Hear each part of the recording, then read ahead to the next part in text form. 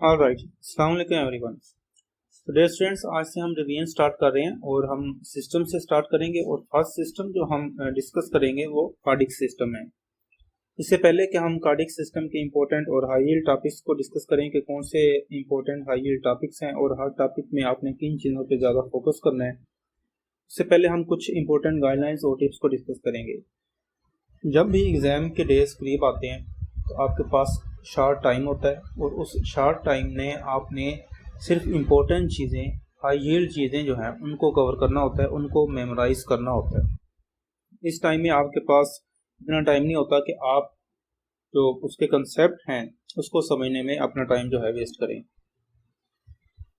इस टाइम में आपने चीज़ों को, जो इम्पोर्टेंट और हाई यील्ड चीज़ें हैं उनको आपने मेमोराइज़ करना है। चीज़ों को समझना भी ज़रूरी है, ठीक है, कंसेप्ट बिल्ड करना भी ज़रूरी है, लेकिन वो इम्पोर्टेंट है जब आपके पास इनफ टाइम हो। लेकिन जब टाइम शॉर्ट हो तो आपने चीज़ों को मेमोराइज करना होता है जो एग्ज़ाम में हेल्प करेगा, ठीक है। जब आप चीज़ों को मेमोराइज कर लेंगे तो जब एग्ज़ाम में क्वेश्चन आएगा तो आप उन चीज़ों को ईजीली, ठीक है, ईजीली उनको रिकॉल कर सकेंगे। लेकिन अगर चीज़ें आपको याद नहीं होंगी, मेमोराइज नहीं होंगी, तो आपको रिकॉल करने में काफ़ी मुश्किल पेश आएगी और उसमें काफ़ी टाइम कंज्यूम होगा आपका। तो चीज़ों को मेमोराइज करना बहुत ज़रूरी है।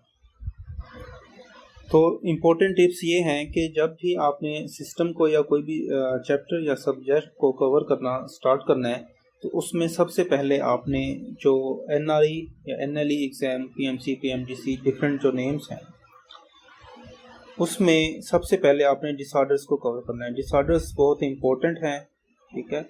डिसऑर्डर्स में हमारे पास पैथोलॉजी आ जाती है, सिस्टमिक पैथोलॉजी है, फिर उसमें मेडिसिन आ जाती है, ठीक है, सर्जरी आ जाती है, पीडियाट्रिक्स आ जाती है। सिस्टम्स की अगर हम बात करें तो हर सिस्टम की उसमें pathology, medicine, surgery, peds, infectious disorders आ जाते हैं, ठीक है। तो ये 5 इसमें सब्जेक्ट कवर होते हैं डिसऑर्डर्स में। तो जब आप डिसऑर्डर्स कवर करेंगे तो आप इन 5 जो सब्जेक्ट्स हैं इनको कवर कर रहे होंगे, इनके सिस्टम्स के डिसऑर्डर्स को कवर कर रहे होंगे। तो हमारी जो स्ट्रेटजी रही है वो ये रही है कि हम सिस्टम्स में डिवाइड करके इन सब्जेक्ट्स को कवर करें। लाइक अगर हम कार्डियोवास्कुलर सिस्टम को डिस्कस कर रहे हैं, कार्डियक सिस्टम को डिस्कस कर रहे हैं, तो उसमें कार्डियक पैथोलॉजी, कार्डियक डिसऑर्डर्स की अगर बात करें तो हम कार्डियक सिस्टम में, अगर हम कार्डियक डिसऑर्डर्स की बात करें तो उसमें हम cardiac pathology, cardiac medicine, cardiac surgery और उसमें कार्डियक पीडियाट्रिक्स और कार्डियक इन्फेक्शियस डिसऑर्डर्स आ जाते हैं। तो ये 5 सब्जेक्ट जो हैं वो कवर होंगे। तो डिसऑर्डर्स बहुत इंपॉर्टेंट हैं और इनमें से मोस्टली क्वेश्चंस आते हैं एग्जाम में। और अगर आप कोई भी क्लिनिकल सिनेरियो बेस्ड क्वेश्चन देखें तो उसमें डिसऑर्डर्स इंक्लूड होते हैं। तो सबसे पहले आपने किसी भी सब्जेक्ट या सिस्टम को लेना है तो उसमें सबसे पहले फर्स्ट इंपॉर्टेंट टिप कौन सी है कि आपने डिसऑर्डर्स को कवर करना है।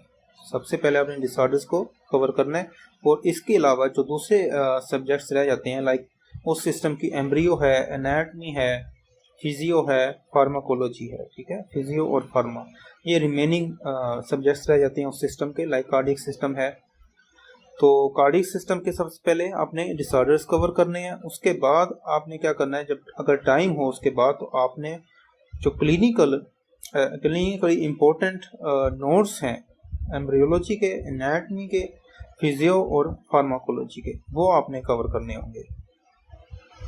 आपने की कंसेप्ट्स को मेमोराइज करना है, हाई यील्ड पॉइंट्स पे आपने फोकस करना है और जो फिजियो, फार्मा, एनाटमी और एम्ब्रियो, इन पे बहुत ज़्यादा टाइम आपने स्पेंड नहीं करना। सबसे पहला फोकस आपका डिसऑर्डर्स पे होना चाहिए। डिसऑर्डर्स को कवर करने के बाद, यानी आज अगर आप कार्डियक सिस्टम डिसऑर्डर्स को, कार्डियक सिस्टम की रिवीजन स्टार्ट की है, सबसे पहले आप डिसऑर्डर्स कवर करें और फिर आपके पास टाइम बच जाता है तो आप फिर क्या करेंगे, फिजियो, फार्मा, एनाटमी और एम्ब्रियो के जो इम्पोर्टेंट हाई यील्ड पॉइंट्स हैं, क्लिनिकल रेलिवेशंस हैं, उनको आप कवर करेंगे।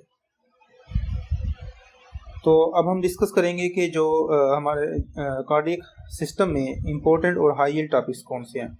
इन टॉपिक्स की जो लिस्ट होगी उसमें हमने 3 टैग दिए और एक है हाई यील्ड टॉपिक्स, ये हाई यील्ड टॉपिक्स हैं, ये एग्जाम के लिए बहुत हाई यील्ड होंगे, इनको आपने सबसे पहले कवर करना है, ठीक है। फिर इम्पोर्टेंट टॉपिक्स हैं, ये वो टॉपिक्स होंगे जो एग्जाम के लिए इम्पोर्टेंट हैं, इनमें से क्वेश्चन आ भी सकते हैं और हो सकता है कि इनमें से क्वेश्चन ना भी आए। तो सबसे पहले आपने हाई यील्ड टॉपिक्स को कवर करना है, उसके बाद अगर टाइम होगा आपके पास तो इम्पोर्टेंट टॉपिक को कवर करना है, ठीक है। और इसके बाद इम्पोर्टेंट टॉपिक आपने कवर कर लिए हैं अगर, तो उसके बाद भी अगर आपके पास टाइम है तो फिर आप वो टॉपिक्स कवर करेंगे जिनके साथ मेंशन है nice to know topics. So dear students, अगर हम इन गाइडलाइंस को समराइज करें तो सबसे पहले आपने क्या करना होगा, आपने डिसऑर्डर्स को कवर करना है। हर सिस्टम हर सब्जेक्ट के सबसे पहले डिसऑर्डर्स को कवर करना है, ठीक है। उसके बाद अगर टाइम होगा तो आपने फिजियो, फार्मा, एम्ब्रियो और एनाटॉमी को कवर करना है, ठीक है। और जो भी टॉपिक आप कवर करेंगे, चाहे वो डिसऑर्डर्स हैं, फिजियो है, फार्मा है, एम्ब्रियो है, एनाटॉमी है, उनमें सबसे पहले आपने हाई यील्ड टॉपिक्स को कवर करना है, उसके बाद इंपॉर्टेंट टॉपिक्स, और उसके बाद अगर टाइम बचे तो नाइस टू नो टॉपिक्स जो हैं उनको कवर कर सकते हैं। फॉर एग्जांपल अगर हम कार्डिक डिसऑर्डर्स की बात करें तो कार्डिक डिसऑर्डर्स में सबसे पहले आपने हाई यील्ड टॉपिक्स को कवर करेंगे, ठीक है। उसके बाद इंपॉर्टेंट टॉपिक्स, और उसके बाद भी अगर टाइम हो तो नाइस टू नो टॉपिक्स को कवर करेंगे, और उसके बाद फिर आप कार्डिक, एम्ब्रियो, एनाटॉमी, फिजियो और फार्मा पे आएंगे।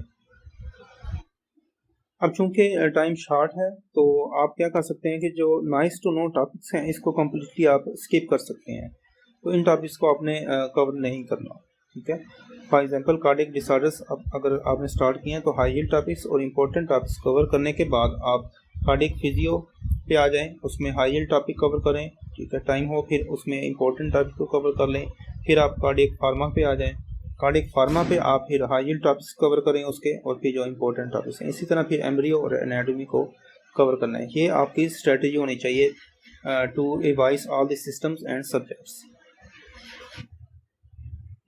ऑलराइट डियर स्टूडेंट्स, अब हम डिस्कस करते हैं कि कार्डिक सिस्टम में कौन से टॉपिक जो हैं वो इम्पोर्टेंट हैं, कौन से टॉपिक हाई यील्ड हैं जिन पे आपने फोकस करना है। कार्डिक एम्ब्रियो की बात करें तो कार्डिक एम्ब्रियोलॉजी में एक टॉपिक हाई यील्ड है और वो है foetal circulation. Foetal circulation important topic है, इसको आपने सबसे पहले कवर करना है कार्डिक एम्ब्रियोलॉजी में।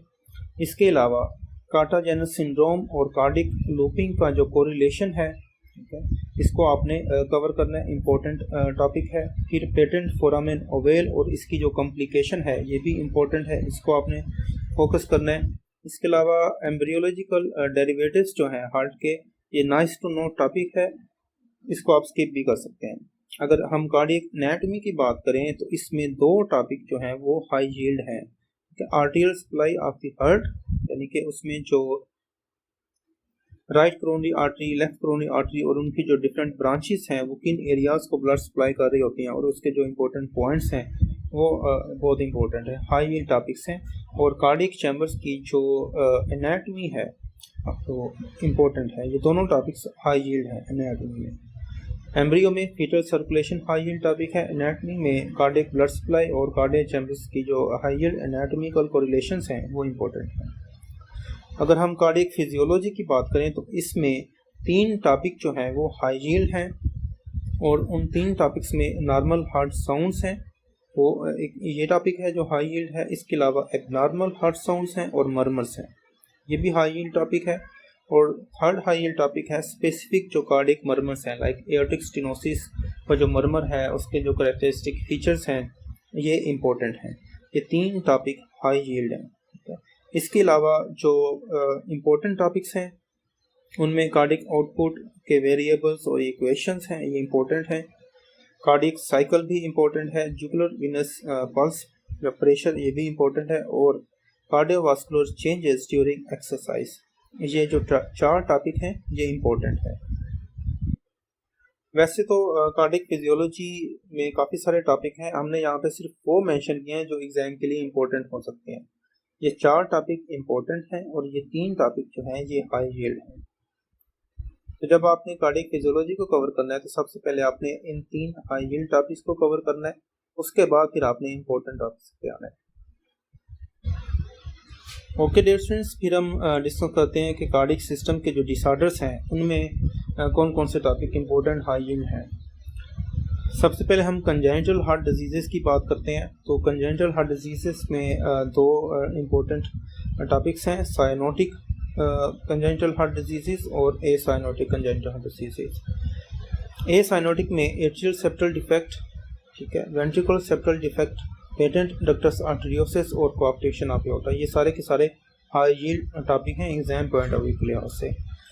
अगर हम साइनोटिक हार्ट डिजीज़ की बात करें तो इसमें transposition of great vessels, tetralogy of Fallot, ये दो हाई यील्ड टॉपिक हैं। इसके अलावा ये तीन टॉपिक जो हैं ये नाइस टू नो हैं, इनको आप स्किप भी कर सकते हैं। इसके अलावा कंजेनिटल कार्डियक डिफेक्ट की जो एसोसिएशंस हैं डिफरेंट कंडीशंस के साथ, वो भी इंपॉर्टेंट है। Like AST is associated with which disorder, ठीक है, ये चीज़ें इंपॉर्टेंट है, ये भी हाई यील्ड है। तो कंजेनिटल हार्ट डिजीज़ में जो 7 टॉपिक हैं ये हाई यील्ड हैं, इनको आपने सबसे पहले कवर करना है। इसके बाद हम देखते हैं कि जो अदर कार्डियक डिसऑर्डर्स हैं उनमें कौन से टॉपिक हाई यील्ड हैं। उनमें हार्ट फेलियर है, हाई यील्ड टॉपिक है। Infective endocarditis high yield topic है। रोमैटिक फीवर और rheumatic heart disease high yield topic है। इसके अलावा सिफिलिटिक हार्ट डिसीज़ है, ये भी एक इम्पोर्टेंट टॉपिक है। अगर हम पेरिकार्डियल डिसऑर्डर्स की बात करें तो इसमें कार्डियक टेम्पोनेट जो है ये हाई यील्ड टॉपिक है, इसको आपने सबसे पहले कवर करना है। इसके अलावा पेरिकार्डाइटिस है, कंस्ट्रिक्टिव पेरिकार्डाइटिस और पेरिकार्डियल एफ्यूजन जो है ये इंपॉर्टेंट टॉपिक्स हैं। डियर स्टूडेंट्स, अगर हम इस्कीमिक हार्ट डिजीज़ की बात करें तो इसमें एंजाइना इंपॉर्टेंट टॉपिक है। एंजाइना पेक्टोरिस, इसकी जो डिफरेंट टाइप्स हैं, chronic stable angina, Prinzmetal's angina, unstable angina, ये सब हाई यील्ड टॉपिक हैं, ठीक है। एंजाइना पेक्टोरिस और मायोकार्डियल इन्फॉक्शन दोनों हाई यील्ड टॉपिक्स हैं। और अगर हम कार्डियक एरिथमियाज की बात करें तो इसमें एट्रियल फिब्रिलेशन और ventricular fibrillation high yield topic हैं।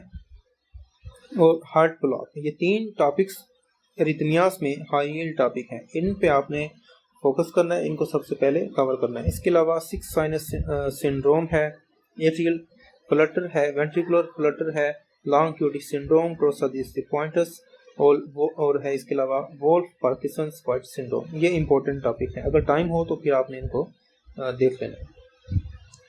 अगर हम कार्डियक डिसऑर्डर्स में वाल्वुलर डिसऑर्डर्स की बात करें तो एओर्टिक वाल्व से रिलेटेड डिसऑर्डर्स और माइट्रल वाल्व से related disorders high yield topics हैं। Aortic stenosis, aortic regurgitation, mitral stenosis, mitral regurgitation और माइट्रल वाल्व प्रोलैप्स, ये हाई यील्ड टॉपिक्स हैं, इनको आपने कवर करना है। और डियर स्टूडेंट्स, अगर हम कार्डियक फार्माकोलॉजी की बात करें तो इसमें anti arrhythmic drugs, drugs for heart failure, anti anginal drugs जो हैं ये हाई यील्ड टॉपिक्स हैं, हाई यील्ड टॉपिक्स हैं, इनको कवर करना है। उसके बाद अगर आपके पास टाइम हो तो एंटी हाइपरलिपिडेमिक्स जो ड्रग्स हैं इनको भी आप देख सकते हैं। तो डियर स्टूडेंट्स, आपको बता दिया है कि कौन से टॉपिक्स कार्डियक सिस्टम में इंपॉर्टेंट हैं, कौन से टॉपिक हाई यील्ड हैं और कौन से टॉपिक नाइस टू नो हैं। उनको आप स्किप भी कर सकते हैं अगर आपके पास टाइम ना हो। अगर टाइम हो तो आप सारे टॉपिक्स को कवर कर सकते हैं। थ्योरी रीड करने के बाद आपका जो उसके बाद आपका मेन काम MCQs सॉल्व करना है, ठीक है। थ्योरी रीड करें, उसके बाद उस सिस्टम के MCQs सॉल्व करें और MCQs भी आपको प्रोवाइड किए गए हैं डिफरेंट टेस्ट की शक्ल में, वेबसाइट पे अवेलेबल होंगे। तो आपकी स्ट्रेटजी जो है अपने अकॉर्डिंग उसको सेट करना है आपने। फॉर एग्जांपल, सबसे पहले आप ये कर सकते हैं, कार्डियक डिसऑर्डर्स को सबसे पहले आपने कवर करना स्टार्ट करना है, ठीक है। तो कार्डियक डिसऑर्डर्स में कंजेनिटल हार्ट डिजीज या कहीं से भी आप स्टार्ट कर सकते हैं। तो कार्डियक डिसऑर्डर्स में सबसे पहले हाई यील्ड टॉपिक्स को कवर करें, ठीक है। सबसे पहले हाई यील्ड टॉपिक्स को कवर करें। उसके बाद अगर आपके पास टाइम हो तो फिर आपने इम्पोर्टेंट टॉपिक्स को कवर करना है और फिर इसके बाद आपने कार्डियक फिजियोलॉजी फार्माकोलॉजी पे आ सकते हैं और एम्ब्रियो और एनाटॉमी को भी इस तरह कवर कर सकते हैं। या फिर आप ये कर सकते हैं, दूसरी आपकी स्ट्रेटजी ये हो सकती है कि सबसे पहले डिसऑर्डर्स जो हैं कार्डियक डिसऑर्डर्स के हाई यील्ड टॉपिक्स कवर कर लें, उसके बाद फिर फिजियो, फार्मा, एनाटॉमी और एम्ब्रियो के हाई यील्ड टॉपिक्स कवर कर लें, ठीक है। और उसके बाद फिर इंपॉर्टेंट टॉपिक्स कवर कर लें। तो जो भी स्ट्रेटजी आपने अडॉप्ट करनी है तो इनको आप फॉलो करते हुए, इन गाइडलाइंस को फॉलो करते हुए आप अपनी रिवीजन कर सकते हैं। पहले आपने थ्योरी कवर करनी है, ठीक है, इतना ज़्यादा टाइम नहीं लगेगा। सबसे पहले हाई यील्ड टॉपिक्स पर फोकस करें, उसके बाद फिर आपने इसी सिस्टम यानी कार्डिक सिस्टम के फिर हमने MCQs की प्रैक्टिस करनी है और उसके टेस्ट अवेलेबल होंगे।